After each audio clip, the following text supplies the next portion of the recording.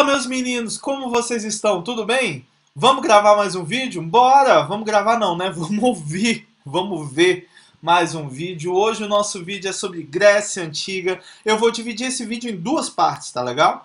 Porque quando a gente vai estudar a Grécia, a gente divide ela em 5 fases. E para não ficar muito extenso o nosso vídeo, eu vou diminuir aí vou fazer 2 fases hoje e 3 fases depois, tá legal? Professor de História. Quais são as fases, professor? A gente tem um período pré-homérico, período homérico, período arcaico, período clássico e período helenístico. Então, 5 fases aí, tá legal? Então, hoje eu vou fazer pré-homérico e homérico e depois eu faço o restante com vocês no nosso próximo vídeo, Grécia parte 2. Às vezes ela volta do inferno. Tá legal? Vamos embora? Let's go então, galera. Quando a gente fala de Grécia Antiga, a gente está falando da formação cultural da sociedade ocidental. Tá legal? A gente sabe que a história é muito eurocêntrica, a história que a gente estuda, e então a formação da sociedade ocidental se dá a partir da Grécia Antiga, tá legal? Então vamos estudar isso aí. Hoje a gente vai estudar, como eu disse, período pré-homérico e homérico. Quando eu pego os nomes dos dois períodos, eu já aprendo uma coisa. O quê? Homero. Homero, que foi aquele escritor que escreveu 2 livros extremamente importantes para a gente compreender esse período. Quais são os livros? A Ilíada e a Odisseia. A Ilíada, que vai contar a história da Guerra de Troia. Assistam esse filme, Troia, com Brad Pitt. É bom. Tá legal? A Guerra de Troia e a Odisseia, que vai contar o retorno de Ulisses para sua ilha, a ilha de Ítaca, após a Guerra de Troia. É um retorno que vai demorar bastante, tá? A Ilíada, vocês sabem, a Guerra de Troia é a guerra entre os gregos e os troianos, né? Se dá porque Paris rouba Helena, a Helena, que era a mulher de Menelau, de Esparta. Nessa guerra você tem 2 personagens incríveis, que é o Heitor, que era um dos príncipes de Troia, que era um super guerreiro, mas ele vai enfrentar nada mais e nada menos que Aquiles e vai ser derrotado, né? Aquiles vai ser morto depois por conta do seu calcanhar, a sua fragilidade, e o símbolo maior da Guerra de Troia é sem dúvida o cavalo de Troia, que eu tenho certeza que isso aí vocês já viram a rodo aí na cultura como um todo. A gente sempre tem alguma coisinha que remete a essa questão do cavalo de Troia. Tá legal? Vamos lá. Quando a gente vai estudar esse período, por que é tão importante a gente falar sobre Homero? Né? Desculpa. Por que é tão importante falar de Homero, professor? Por que a gente cita 2 períodos da história grega com um escritor?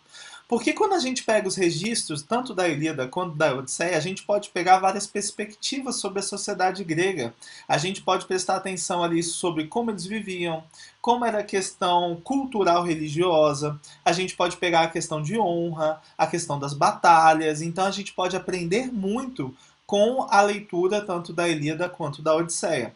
E também é um período que a gente não tem grandes informações. Então esses livros ajudam muito a gente a compreender aspectos sociais e culturais da sociedade grega. Tá legal? Mas eu acho legal, para a gente começar a estudar a Grécia, uma coisa que eu vou colocar aqui agora. Ó, bem aqui, ó. Quer ver? Eu vou botar 1, 2, 3 e... Pô! Mapa!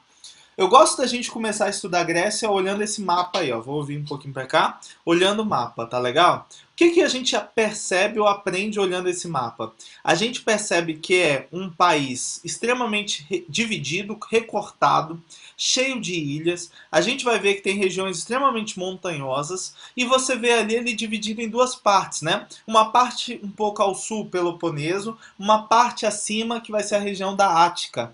Tá legal? A gente está falando de qual região? Estou falando da Península Balcânica, tá legal? Você tem a Península Ibérica, Espanha, Portugal, você tem a Bota da Itália e depois você tem ali a Península Balcânica, a Grécia. Entender e compreender essa perspectiva geográfica do território grego vai ser bacana para você entender no período arcaico a questão da formação das cidades-estados. Tá legal? Então, quando a gente for estudar sobre sociedades-estados e por aí vai, é bacana você ter essa concepção ou esse entendimento aqui do mapa grego. Tá legal? Então, um mapa extremamente recortado, muitas ilhas, né? Você tem regiões muito montanhosas e você tem ali uma divisão básica entre Peloponeso e Ática, tá? Península Balcânica. Entendido? Vou tirar o mapa aqui, porque ele corta metade da minha pessoa. Aê! E voltamos. Fechou? Ok? Quando a gente vai falar de período pré-homérico, o que a gente tem para poder destacar sobre esse período? Eu destacaria, eu acho que todo professor de história destaca, na verdade, a ilha de Creta, que fica abaixo ali do Peloponeso. Tem o Peloponeso, né? Mais abaixo, mais ao sul, você tinha uma ilha, a ilha de Creta. Ela vai ser onde a gente vai ter a sociedade com maior destaque desse período pré-homérico. A gente já tinha outras sociedades dentro do território grego, eólios, dórios, jônios, aqueus. Porém, a sociedade com destaque nesse período é a sociedade cretense. A Creta, que era uma ilha que tinha um poder econômico muito forte por conta do seu comércio marítimo, até pela sua localização geográfica, a questão de ser uma ilha, esse comércio marítimo é muito importante para ela.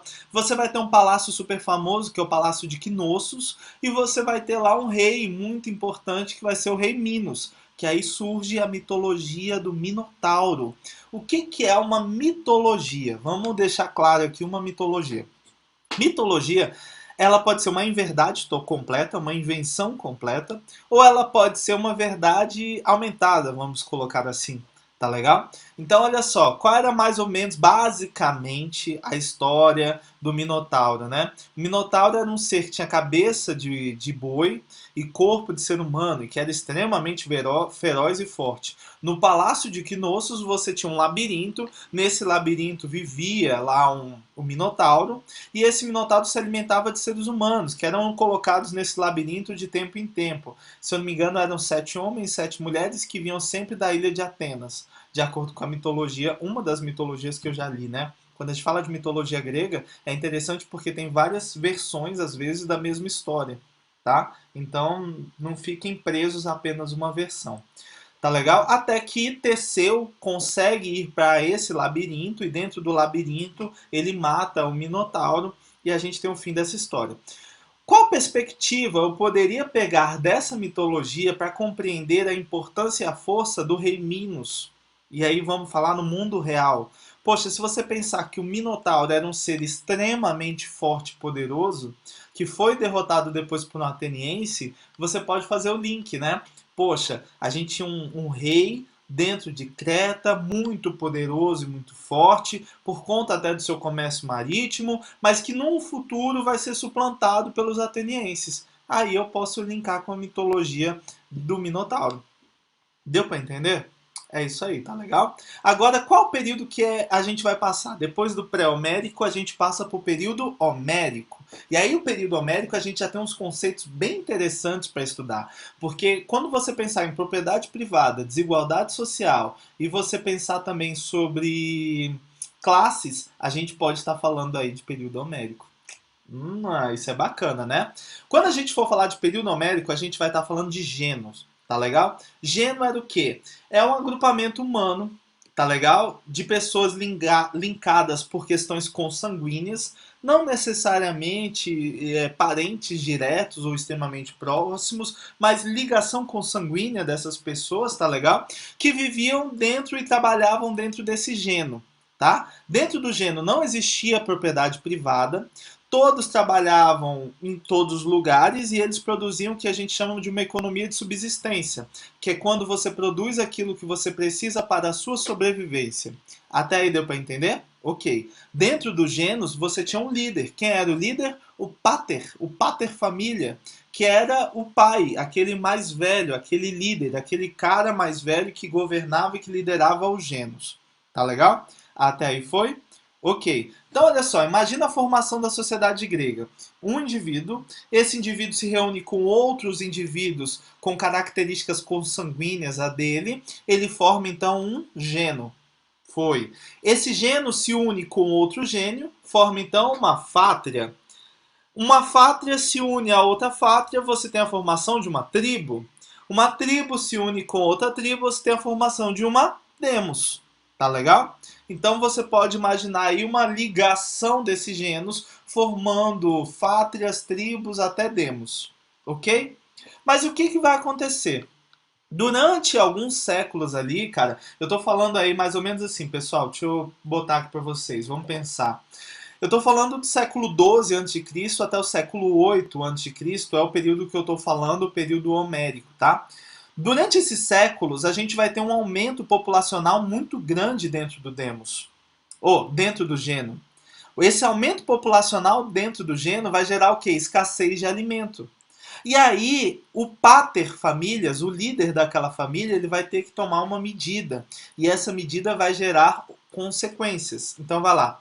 Imagina que a gente vivia dentro de um genus, onde não existe propriedade privada, e que eu trabalho com uma formação de subsistência, onde todos produzem para todos. Fechou? Até aí, beleza.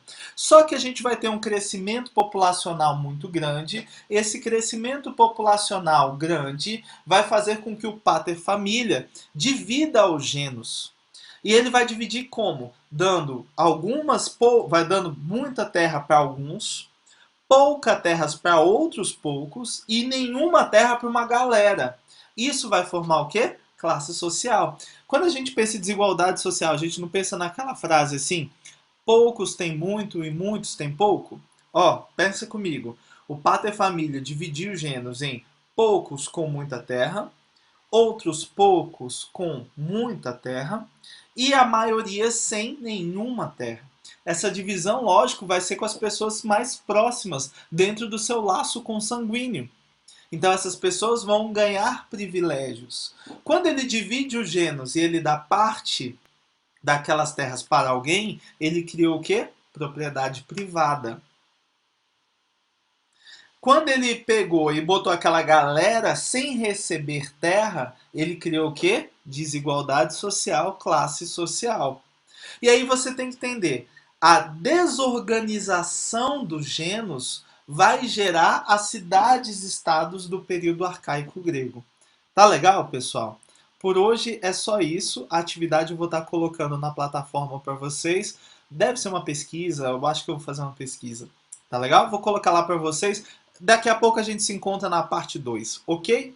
Até mais, pessoal. Tchau!